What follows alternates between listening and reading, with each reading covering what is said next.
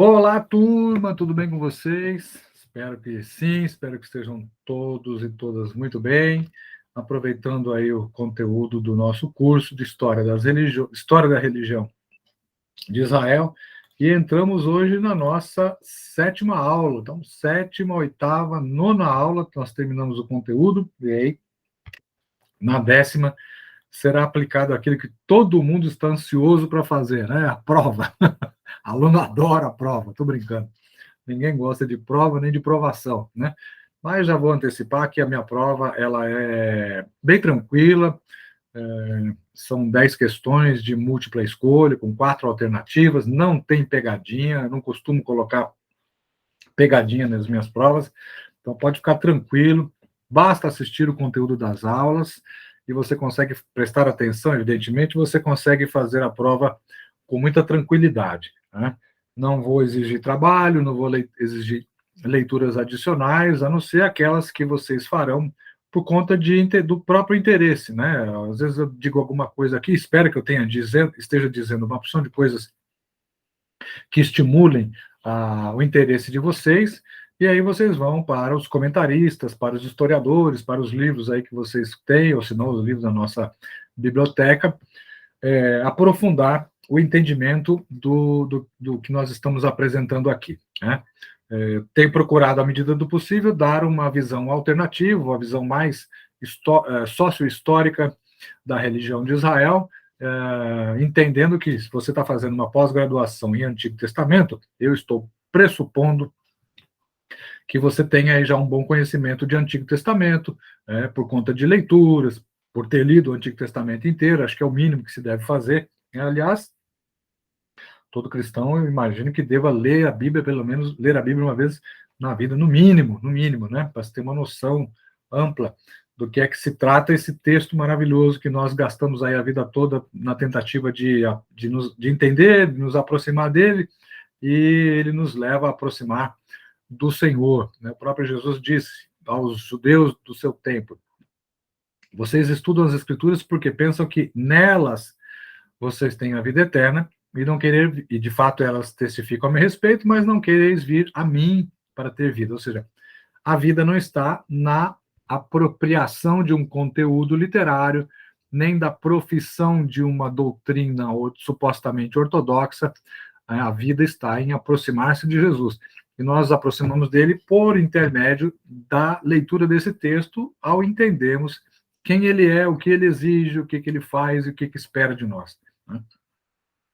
Os judeus do tempo de Jesus se aferraram ao texto em si, a decoreba, né, a memorização de textos, e esqueceram do relacionamento pessoal. Hoje não é diferente, né? Tem muita gente que pensa que apresentar, expor, discutir, debater, fazer apologia de uma doutrina certa é o máximo que se pode esperar de uma pessoa cristã, né?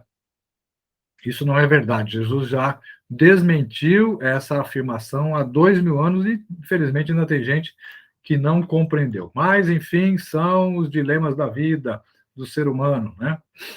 Olha lá, vamos voltar então ao ponto em que eu parei na semana passada. Eu falava a respeito do templo. Tem aí uma foto de uma maquete no Museu de Israel, em Jerusalém. Veja o tamanho disso, né? Lá no fundo, aquele em preto ali, é uma pessoa, né? No centro. Do lado direito, você tem outra pessoa com camiseta preta. Aí você imagina o tamanho dessa maquete, é bem grandona, está ao ar livre, está no museu. Eles reproduziram fielmente toda a topografia de Jerusalém nos tempos de Jesus. É bem bacana essa maquete, dá para entender bem como era a cidade no tempo de Jesus. E hoje nós vamos falar sobre este prédio aí, né?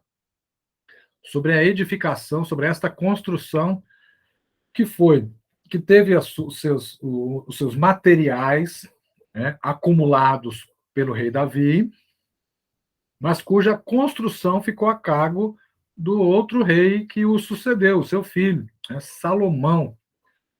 Davi empreendeu muitas guerras, foi vencedor, um guerreiro brilhante, um rei exemplar no sentido da administração, também no sentido moral, também foi bom, né? É claro, ele deu duas derrapadinhas ali, né? 2 ou 3 derrapadas, 3, né? O recenseamento, né? O adultério com Batseba e ser o mandante do assassinato de Urias, o marido dela. Mas, mesmo assim, foi um homem que esteve prontamente disposto a se arrepender dos seus pecados, não transferiu a sua culpa para os outros, como muitos fizeram e muitos de nós ainda fazemos hoje, né? E Deus falou: olha, você quer construir um templo? Deus não se agradou muito da ideia, essa é a verdade, né? Quando você lê o texto, eu pedi para que vocês lessem na aula passada. Imagino que você tenha percebido a insatisfação de Deus ao ouvir a ideia de que Davi construiria um templo, né? Eu tenho andado de tenda em tenda durante todo esse tempo, e agora vai construir. Que casa você vai construir para mim? Né? Você está pensando o quê? Né? Qual é o caixote que você vai tentar me encaixotar? Né? Porque se Deus falou, a terra é estrado dos meus pés, você sabe o que é o estrado, né? Estrado você põe os pés, né? Você apoia os pés. Vamos tornar esse texto contemporâneo. Vamos fazer a Bíblia na linguagem de hoje. Né? A terra é o puff para os meus pés. O puff é, você senta no sofá e coloca os pés no puff para descansar depois de um dia de trabalho, né? É como se Deus estivesse dizendo isso. A terra é o puff onde eu apoio os meus pés para descansar, para repousar, né? Se a terra é o puff, que tamanho desse templo que você vai construir para mim? Ei, Davi, o que você está imaginando? O que você pensa da vida, meu? Tá por fora, né? Mas aí parece que tem uma lacuna no texto ali. Num versículo, Deus fala isso, e no outro, no versículo seguinte, ele permite. Né? Então, vamos ver como foi a relação desse templo aí. O povo governado por um sacerdote, a história começa assim: o povo era governado por um sacerdote, Eli, depois veio Samuel, né?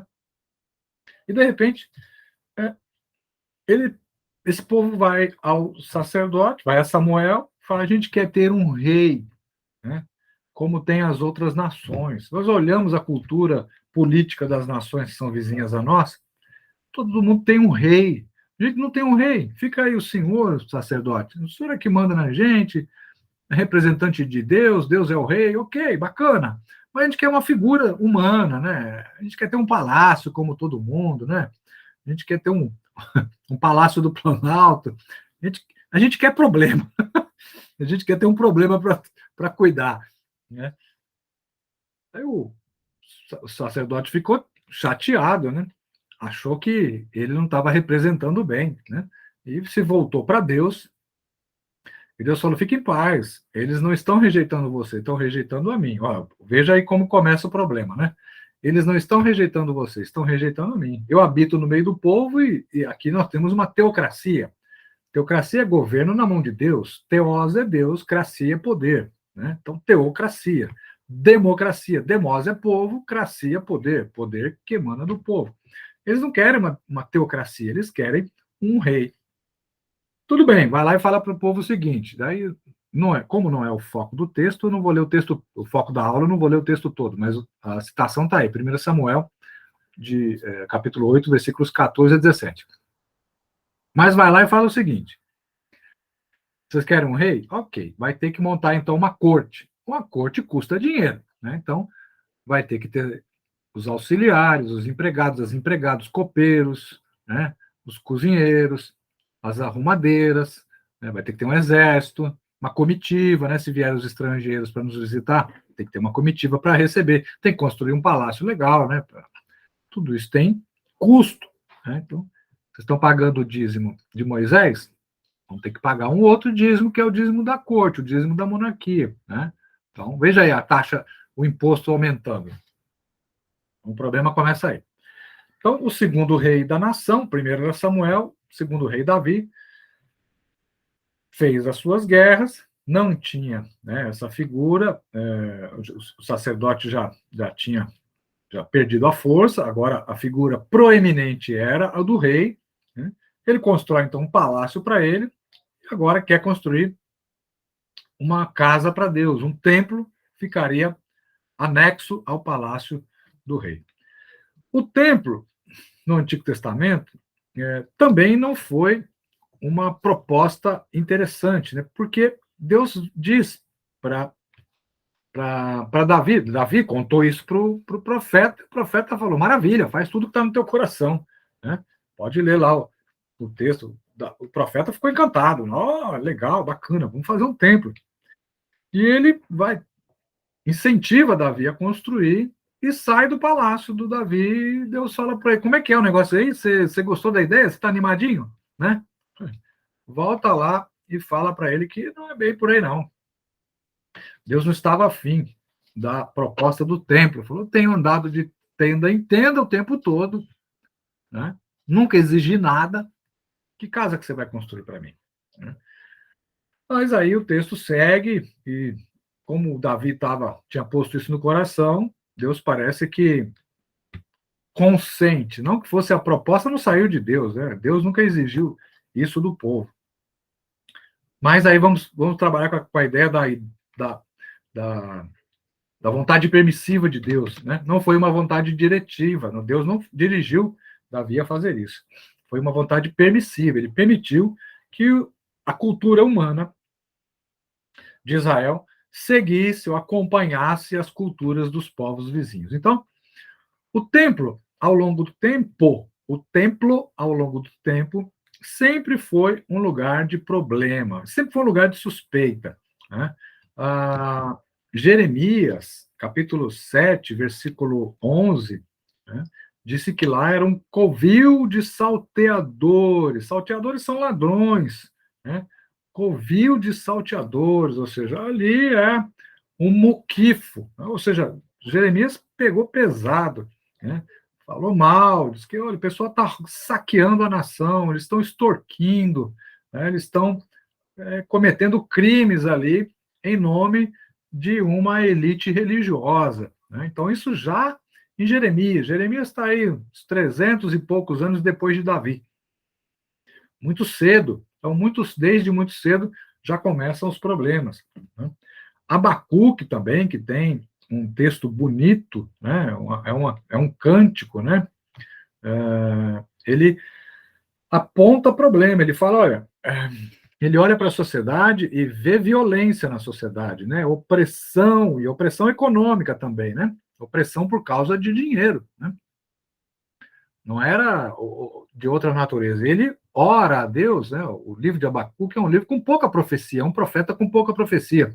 Ele faz uma observação e faz um relato e ora a Deus e depois constrói ali um cântico de exaltação, né? Ainda que a figueira não floresça, né? Ali é um hino, né, de exaltação a Deus, de confiança naquilo que Deus fará.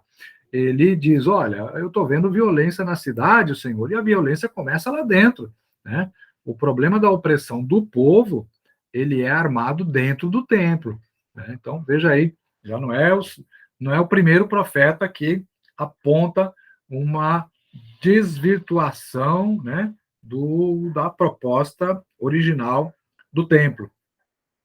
Ezequiel também já havia profetizado, capítulos 8 a 10 do seu livro, que a glória de Yahvé iria abandonar o templo, também por essa razão, né? De haver iniquidade, impiedade sendo praticada ali por aqueles que deveriam, como eu disse em aulas passadas, ensinar o caminho de Deus, né? Era a função do sacerdote, uma das funções do sacerdote era ensinar o povo, né? Orientar, dirigir a nação, servir de parâmetro para o rei. O rei era o poder político, o sacerdote o poder religioso. Então, por meio de um bom procedimento do sacerdote, o rei também deveria conduzir as coisas de maneira adequada. Então, você vê, são 3 profetas falando mal do templo. Mas o templo não é do prédio em si, está falando do sistema, né? Do sistema religioso, da elite sacerdotal que se constituiu em Israel. Amós, capítulo 9, versículo 11, faz uma profecia bem interessante. Nós estamos aí lá no Antigo Testamento. Naquele dia, né, isso é uma expressão repetida no Antigo Testamento, naquele dia levantarei, se estava caído, então ele vai levantar, o tabernáculo caído de Davi, Vou restaurá-lo para que volte a ser como era nos dias da antiguidade. O que tinha lá na antiguidade? O que é que se encontrava na antiguidade? Vocês estão lembrados, vocês tiveram aula comigo aqui.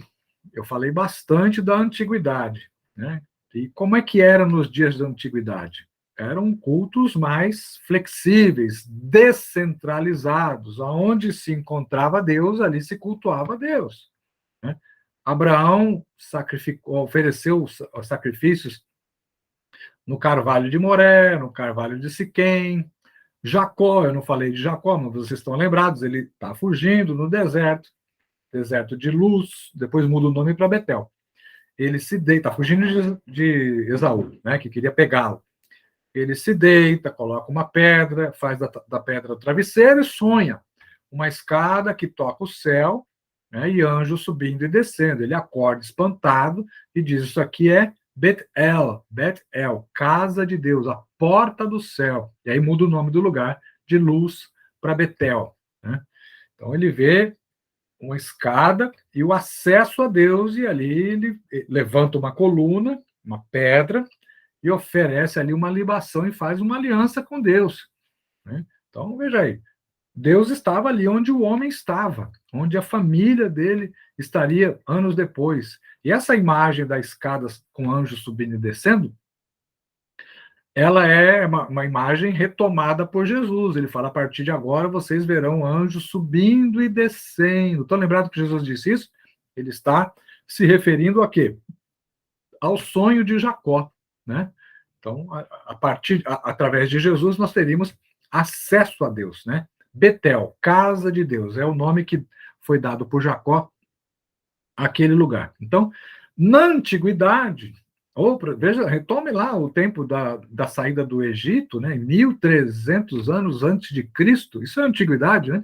Eles construíram um tabernáculo, que a gente falou na aula passada, um pouquinho na aula retrasada, e esse tabernáculo era desmontável. A partir do momento em que o povo mudava de lugar, a partir do momento que a peregrinação avançava, o tabernáculo ia com eles.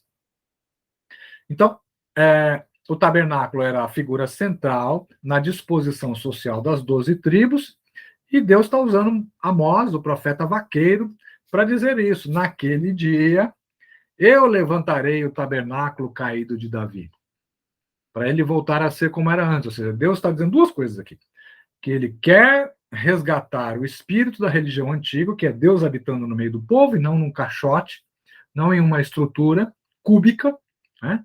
E que ao invés de Davi edificar uma casa para Deus, Deus é que levantaria o tabernáculo de Davi, ou seja, Deus é que perpetuaria uma, uma dinastia a Davi, ao contrário do que Davi queria. Davi queria uma memória eterna de Deus construindo um templo. Ele falou: não, quem constrói as coisas é que sou eu.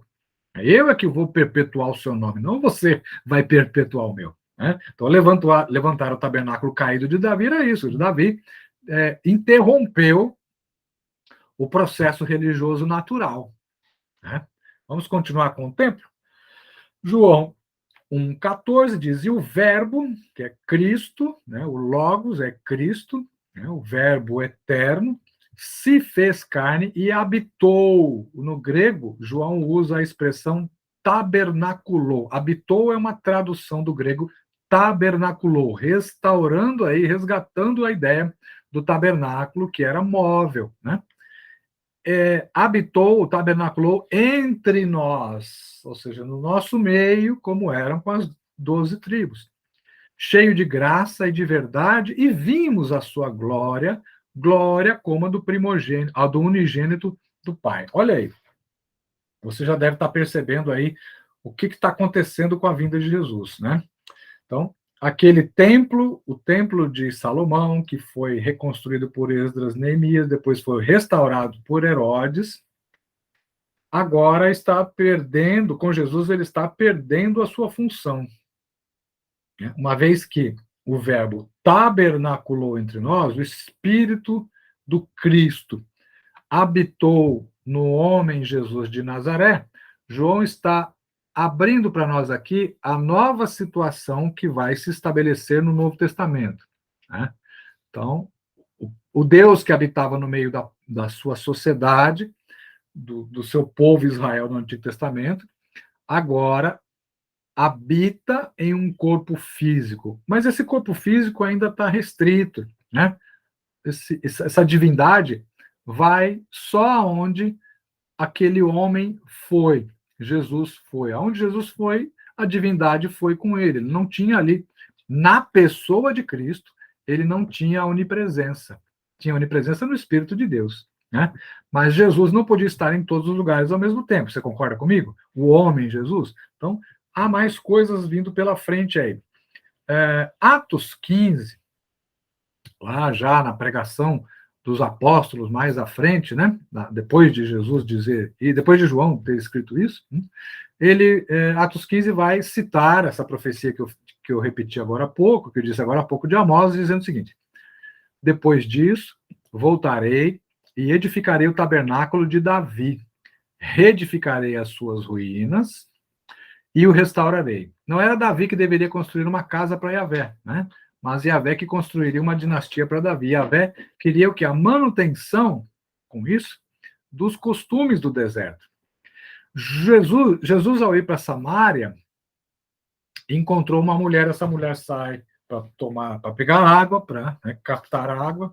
Jesus a aborda e aquele diálogo surge uma pergunta interessante da mulher, né? Onde é que se deve adorar? Vocês, judeus, têm lá o Monte Moriá e o templo de Jerusalém. Nós, samaritanos temos aqui no Monte Gerizim, né, um outro templo, o templo dos samaritanos, que rivalizava com o de Jerusalém.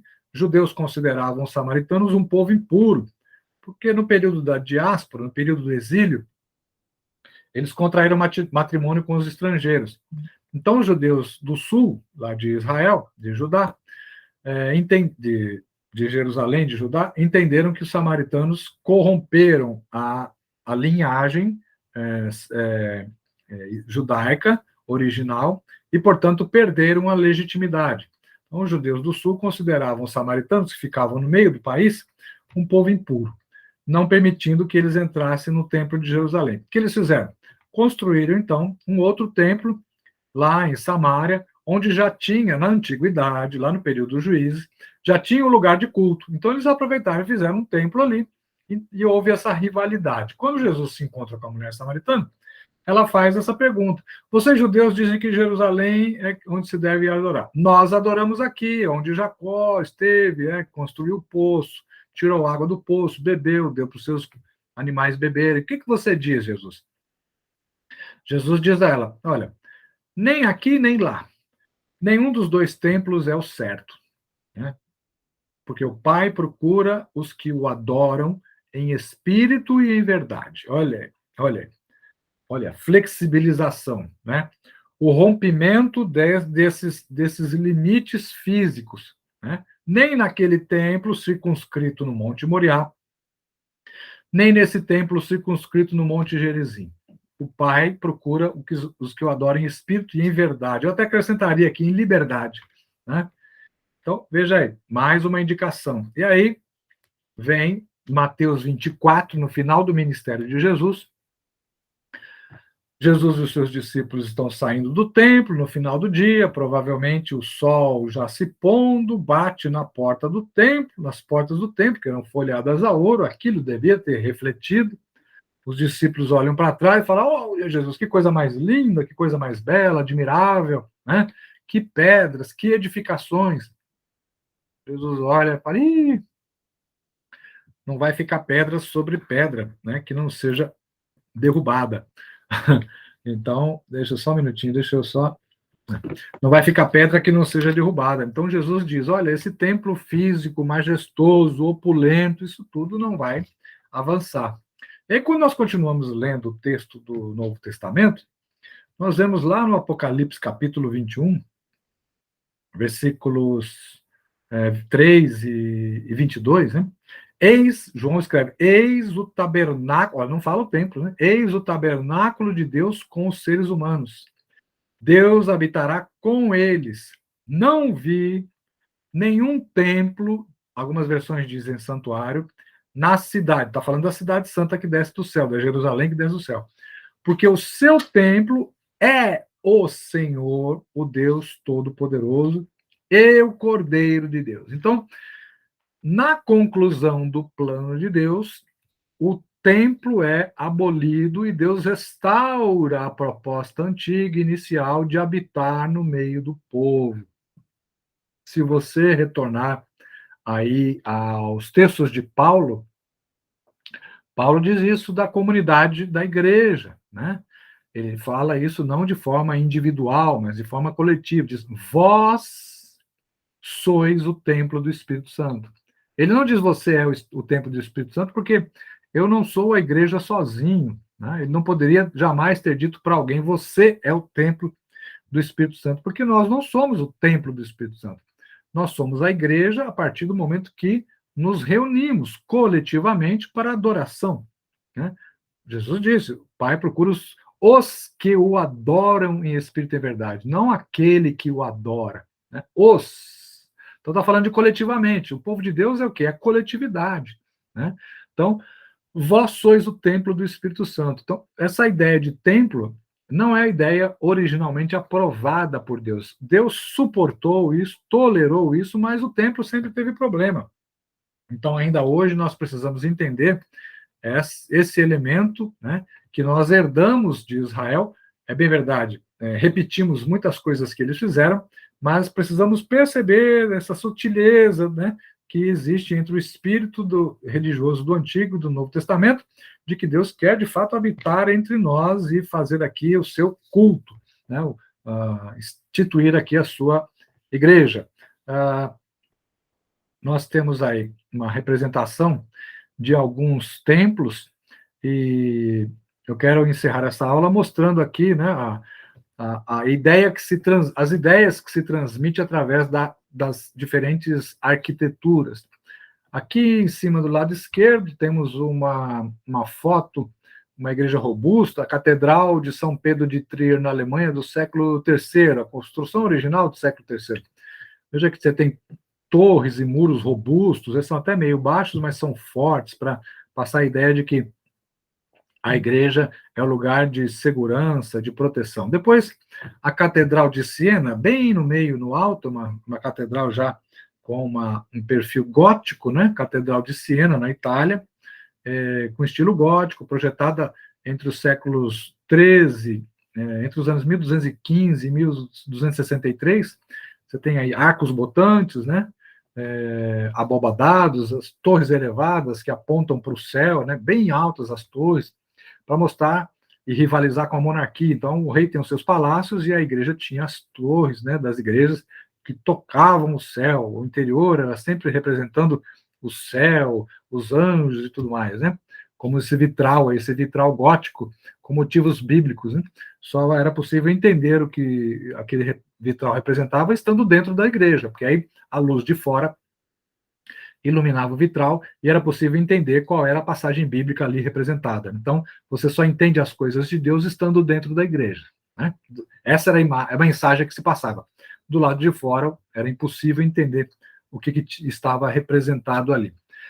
Depois, no quadradinho 4, um altar católico, né, com a mesa da Eucaristia tendo a centralidade. Então, de um lado tem um Cristo crucificado, do outro lado lá tem o padre ministrando a palavra, mas o centro tem a mesa da Eucaristia, que é a comunhão, é a reprodução, a repetição do sacrifício de Cristo na cruz. Abaixo do lado esquerdo, né, tem a igreja de Santa Maria Virgem em Oxford. A mesa da comunhão da Eucaristia ainda está lá, mas você observa uma escada que leva a um púlpito. A palavra já ganhou um pouco de proeminência, né?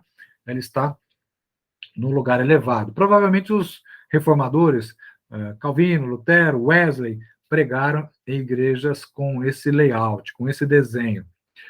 No centro, embaixo, o quadradinho 6, um púlpito protestante em que a centralidade da palavra está indicada porque o púlpito está no meio e não tem mais mesa da Eucaristia, nem Cristo crucificado e nem um púlpito lateral, né? A palavra é pregada no meio e não tem mais nenhum outro elemento ritual apresentado. E, por fim, no sétimo, do lado esquerdo, do lado direito, abaixo, né, um palco de uma igreja pós-moderna no século XXI, que é um conceito que começou nos Estados Unidos e ganhou muitos adeptos aqui no Brasil, né? Aí já não tem mais nada, não tem mais mesa, não tem púlpito, não tem Cristo, não tem altar, não tem nada. Tem um indivíduo com headset, um celular na mão e um facho de luz mostrando, né? Faça o que ele faz e você vai prosperar como ele prospera. Faça o que ele está fazendo e a sua vida vai ter bênçãos e prosperidade. Ou seja, o indivíduo se tornou o centro do culto religioso, né? Não mais a Bíblia, não mais a pregação no centro das atenções dentro de uma nave, da nave de uma igreja. Então veja como os diferentes layouts, as diferentes disposições das peças no ambiente religioso também transmitem uma mensagem, tá joia? Que Deus nos ajude a sempre conseguir lugares onde a palavra de Deus é a mensagem que é transmitida e que a gente possa entender que coletivamente nós formamos o corpo de Cristo e que o Espírito Santo pode e possa continuar habitando entre nós para todo sempre e nos levar para a eternidade, para estarmos para sempre com o Senhor. Amém? É isso aí, gente. Espero vocês na próxima aula, na semana que vem. Que Deus abençoe, em nome de Jesus.